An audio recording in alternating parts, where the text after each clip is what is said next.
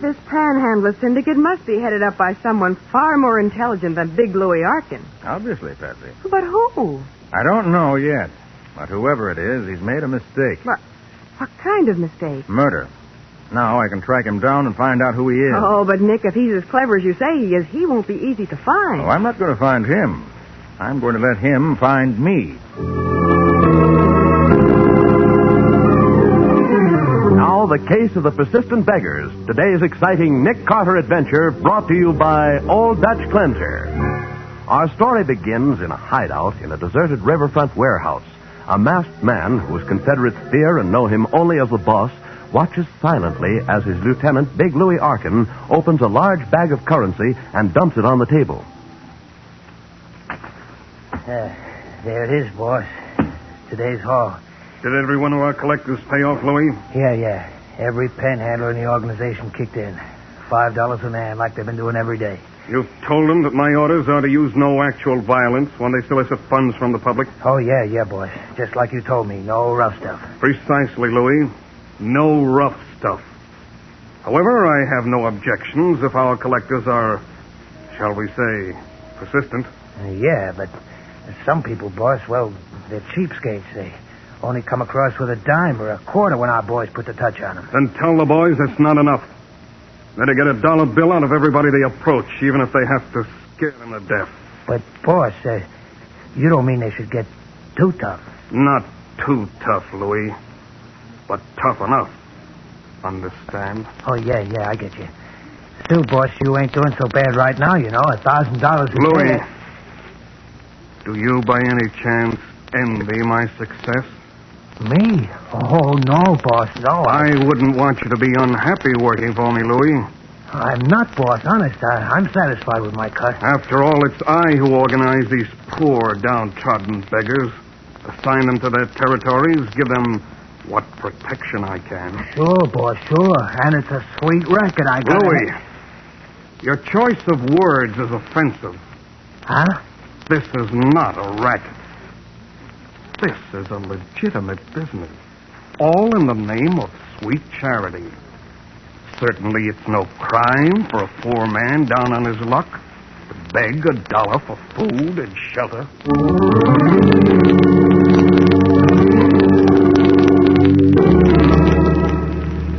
Lady, can you let a hungry man have a little something to get a bite to eat? Oh, well, here's a dime. A dime? Well, yes, Give me that dollar bill. I gotta have money. I'm desperate, see? Well, here, take it. Hey, look, Jack, can you spare a buck? My wife's sick, and I gotta buy her some medicine. Hey, what goes on here? You're the third panhandler who's approached me tonight. I'm not going to give away any more. Look, Jack, I'm a desperate guy. I need dough. And you better not be a cheapskate about it. Understand? All right, here you are. A buck ain't enough, Jack. Not enough. I got a lot of medicine to buy. Better make it 2.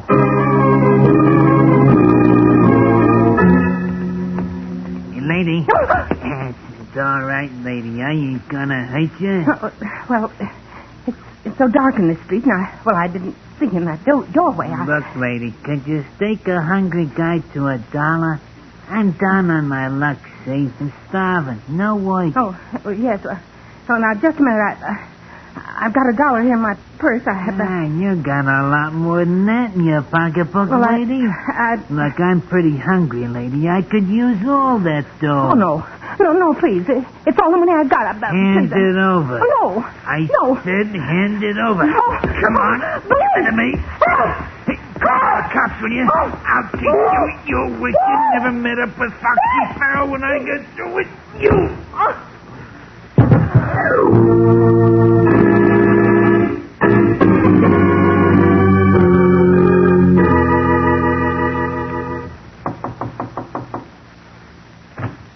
Oh, come in, Sergeant. Thanks, Patsy. Hi, Matty. Hiya, Nick. Hey, what's on your mind? Plenty, Nick. You know those panhandlers that have been mushrooming all over town lately? Yeah? I'll say we do. Well, you can't walk 2 blocks these days without one of them approaching you. Yeah. Well, the pressure's on down at headquarters. Newspapers are after us hot and heavy to clean up the city. So is the mayor. And every day of the week we get our ears beaten off by the Citizens Reform League. Oh, yes. That's headed up by John Prentice, the big real estate man. Yeah, Prentice. Sergeant, can't you pick up these beggars on a vagrancy charge? Sure we can. We do pinch a few of them, but we can't arrest them all. And if you could, Patsy, there isn't much you could do to him on a simple vagrancy charge. Yeah, that's just it, Nick. The judge can fine them or give them a jail sentence, but the jail sentence is only a couple of days. Soon as they're out, they go right back again begging on the street. Oh, but suppose they're fined. Big Louis Arkin is right there in night court to pay off the fine. What? Big Louie? Yeah. Well, that's very interesting, Matty. Why should a big operator like Big Louie take such an interest in down-and-out panhandlers? Oh, I wish I knew. Look, Nick, the commissioner asked me to stop in and see whether you would take a hand in this business, huh? I'll be glad to, Matty. This panhandler situation isn't just a nuisance, it seems. It's much more than that. What do you mean, Nick? I mean, everything points to it being an organized racket. An organized racket? Yes. First of all, there's Big Louie, always on hand to pay the fine for any beggar that gets arrested. Huh. Second, these beggars are sprung up all over the city, on every side street, like the plague. And third, they seem to use the same methods of terrorizing citizens. Hey, you got something there, Nick. If we could only get some kind of a break, maybe we... I'll get it, Nick. Nick Carter's office, Patsy Bowen speaking. Yes, he is. It's for you, Sergeant. Headquarters. Oh, thanks, Patsy. Sergeant Matheson speaking. Yes, O'Rourke. What? Where? What did she say? Okay, O'Rourke, I'll get right on it. What is it, Matty? It looks like the break I was just talking about. Oh, yeah? What? Yep, it's not just vagrancy anymore, Nick. This time it's cold-blooded murder. Murder? Yep, a woman was blackjacked and robbed by one of these panhandlers on a deserted street. She died on her way to the hospital. Oh. But before that, she was conscious for just a minute, and she talked. Yes? She identified her murderer as Foxy Farrell. Foxy Farrell? Right. Nick, wasn't he one of Big Louie Arkin's thugs in the old days? Yes. Wonder what he's doing panhandling. Well, I don't know, but I'm going to send out a pickup call for him right away. Oh, and while you're about it, Matty. Yeah? Pick up Big Louie. I'd like to ask him a few questions.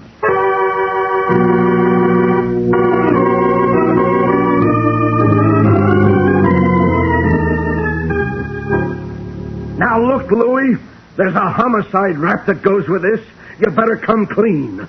Now, for the last time, where's Farrell hiding out? Now, Sergeant, you're looking for Foxy, not me. Why don't you find him? Louie, you're up to your neck in this, and we know it. Then prove it, Sergeant. Why, you... Hey, wait a minute, Matty. No use getting upset. Ah. If Louie's in this, we'll find out sooner or later. Louie, why have you been paying the fines of these panhandlers when they come into court? Well, Carter, I'm a sentimental kind of guy, and a lot of these drifters used to be old friends of mine. Now, if you two coppers haven't got any more questions, I got a date. Nothing doing, you. You're staying right here until we're ready to let you go. On suspicion, Sergeant? Wait. Don't try to pull that phony charge on me. I got a lawyer who'll bust it apart in 5 minutes, and you know it. I better let him go, Matty. No. We can always pick him up later if we need him. All right, come in. Oh, it's you, Mr. Prentice. Yes, Sergeant. Nick, this is Mr. Prentice, head of the Citizens Reform League. Yes, I've met Mr. Prentice. And I think you know Big Louie Arkin. Yes, very well. Don't I, Louie? Yeah. And I'm not forgetting you, Prentice. You sent me up the river for 2 years, and one of these days... One of these days, we're going to clean such scum as you out of this town. Ah, you reformers give me a pain. I remember this, Prentice. This town ain't big enough to hold you and me both. Huh. What's Big Louie doing here, Sergeant? We've been trying to nail him down on this panhandler killing. I see. Oh, and speaking of that, Sergeant, when are we going to get some action? It's getting so a decent citizen can't walk the streets anymore. And now it's come to murder. I'm sure we'll find the killer, Mr. Prentice. Well, I hope so, Mr. Carter. I'm glad to see that you've taken an interest in this case. And as for the police, Sergeant Matheson, we demand that every resource of the department be thrown into solving this case. Yeah, sure. We're doing everything we can. Well, see that you do. Our league has considerable influence at City Hall, and if necessary, we'll shake up the whole police department. Good day. Oh. Nick, he's out for blood, no mistake. Yeah. Look, Matty. What? There's only one thing to do. Yeah? Get on the inside of this panhandling setup. Try to find out who runs it. I'm convinced that Big Louie runs it. I'm not. Take a bigger brain than Louie's to organize and run a racket like this. No, maybe. Have you got any idea how you're going to get on the inside? What do you think?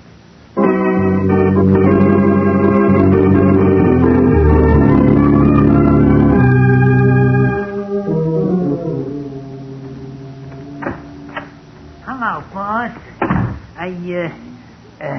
Big Louie said you wanted to see me. Sit down. Yeah, thanks. What's it all about?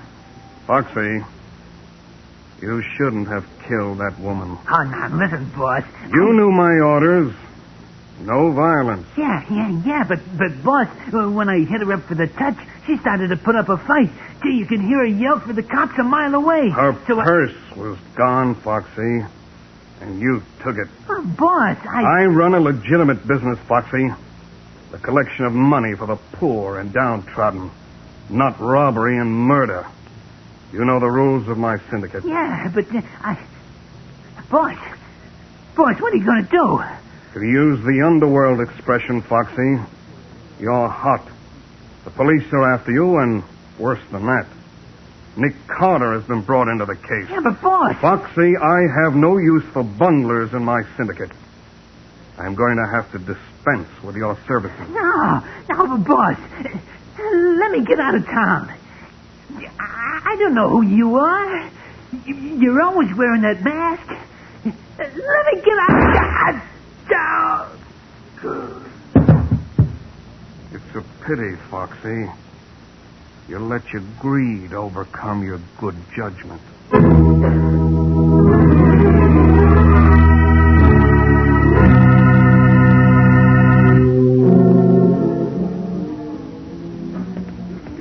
Miss Bowen? What? Miss Bowen? What? How do you know my name? I seen you around with Nick Carter. Look, Miss Bowen, my name's Davis. Snuffy Davis. I ain't had a thing to eat since 2 days ago. Could you spare a buck or two for a poor hungry No, guy? I'm sorry. Hey, now, look, lady, I'm down on my luck, and I need some dough. Get your hand off my arm. No, not till you come across. Get your hands off me. Police! Hey, Pat. What? Huh? That's allowed. What? Yes. Alias Snuffy Davis. Oh, Nick. For heaven's sake, you gave me the scare of my life. What on earth are you doing in those dirty, ragged old clothes? Why, I never suspected. Good. If you didn't, no one else will. Looks as if I passed the acid test with flying colors. Well, Nick, what on earth are you up to? Going to do a little panhandling on my own, Patsy. But why? I have an idea that instead of my having to look for the men who are running this panhandler's racket, they're going to look for me.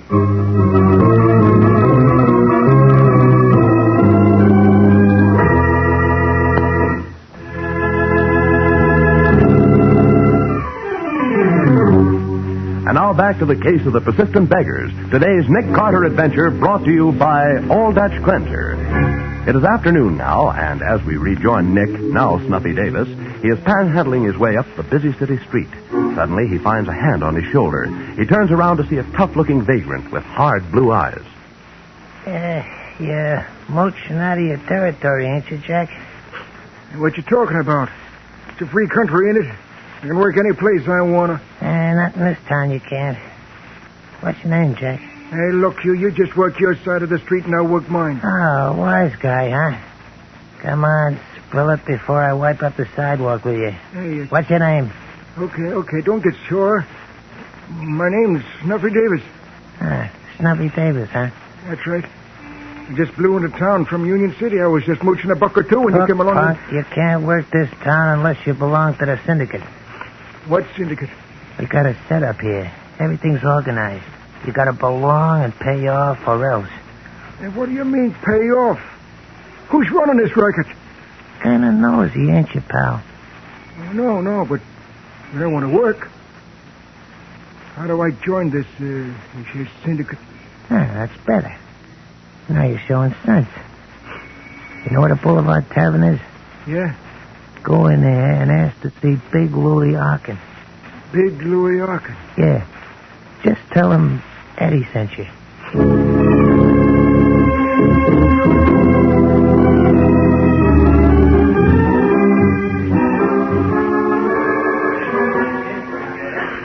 Hey, you Big Louis Arkin? That's right, Bum.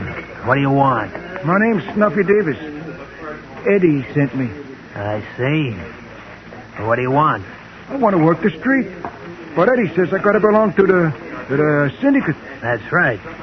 Cost you $5 a day, every day. $5 a day? Hey, that's a lot of dough. Look, Bum, you can take it or leave it. Ain't much choice, is there? All right, I'll take it. Okay. First, you'll have to talk to the boss. The boss? But I thought that you ran this racket. You ask too many questions, Snuffy. Keep your trap shut and come with me.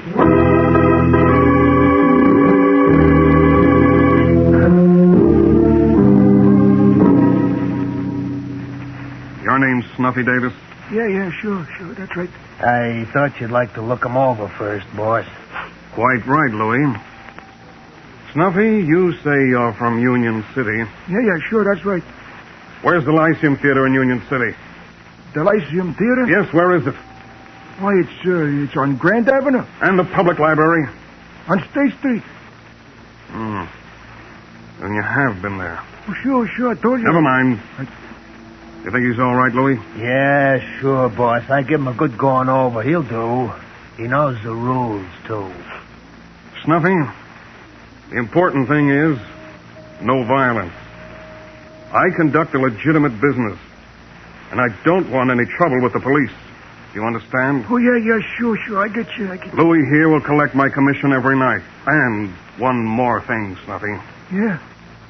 If you ever breathe a word about coming to this warehouse or about this syndicate, your life won't be worth a panhandler's dime. You understand? Oh, sure. I get you. I get you. All right, Louis, give him a territory and put him to work. Ben? Oh, Mr. Prentice. Yes, Miss Bowen.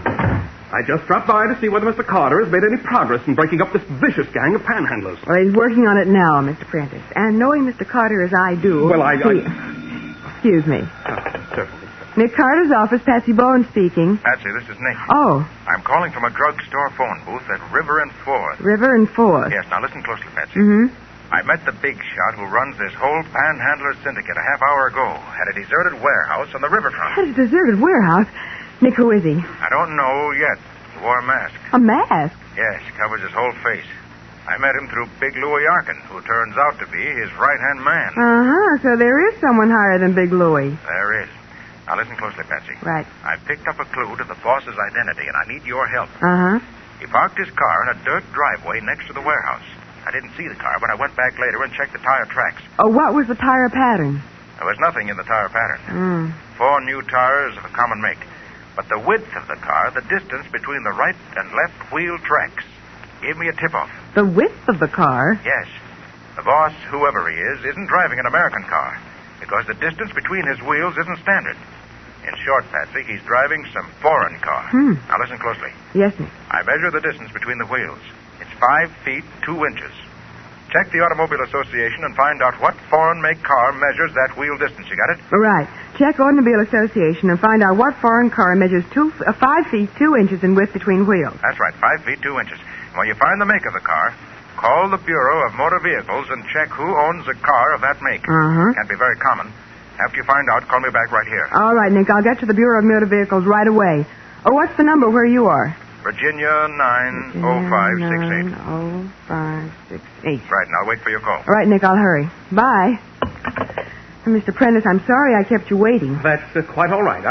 I'll be running along now. I have a great deal to do in a short time. Good day.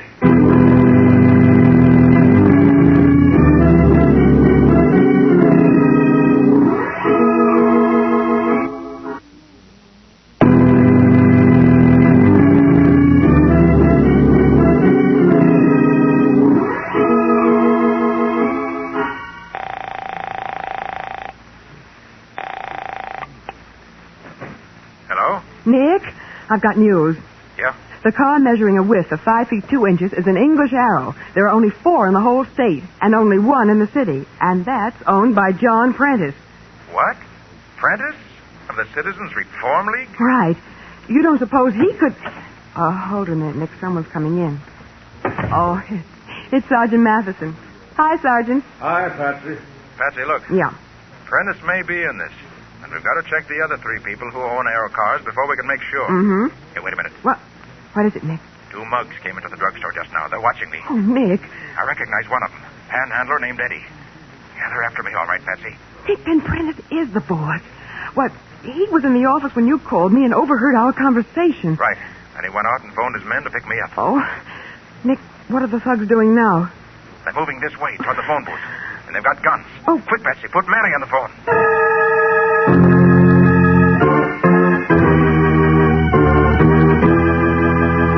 Well, Nick is in a real spot. Trapped in a phone booth with 2 of Prentice's men coming to pick him up. We'll be back to see what happens in just a moment.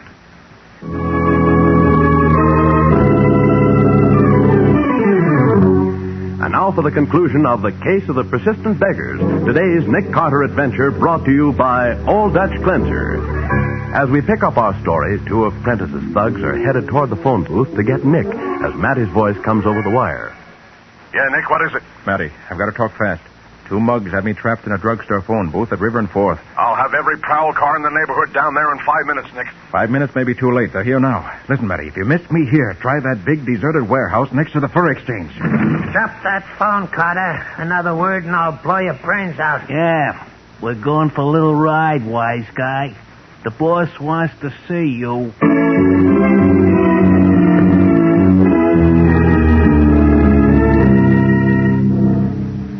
Well, Carter, it looks as though you've outsmarted yourself. On the contrary, Prentice, you've outsmarted yourself. Your racket is ended. My dear Carter, my work may be ended, but so is yours. Wait a minute, Carter.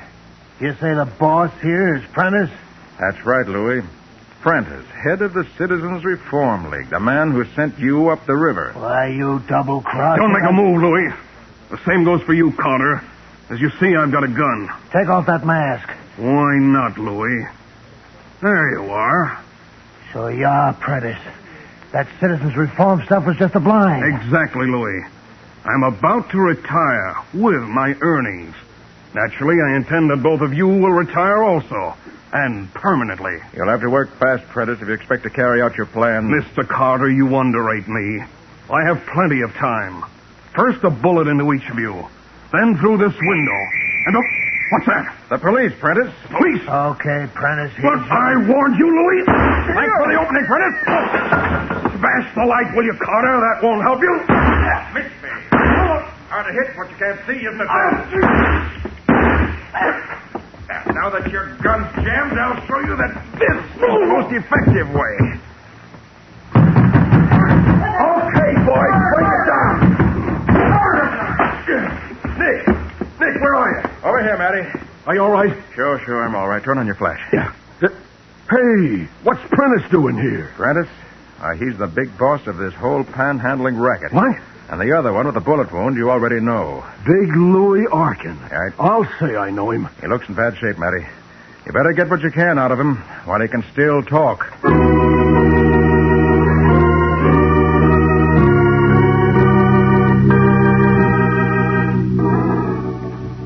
Nick, I just spoke to Sergeant Matheson over the phone. Oh, yeah? Big Louie gave him the whole story before he died, all about the killing of Foxy Farrell, everything. You know, Patsy, it's funny how Prentice masqueraded as a respectable citizen for so long. Why, Big Louie, whom Prentice sent up the river, never knew who his boss in this racket was. Well, anyway, Nick, the sergeant tells me this panhandling racket is definitely finished. Oh. Speaking of panhandling, Patsy, I've got something on my conscience. On your conscience? Yes, $7.25. It's the money I mooched while I was Snuffy Davis, remember? Hey, what'll I do with it? Well, why not give it to your boys' club, Nick? Ah, Patsy, you would think of a nice thing like that. That way the money will really go to help those who need it.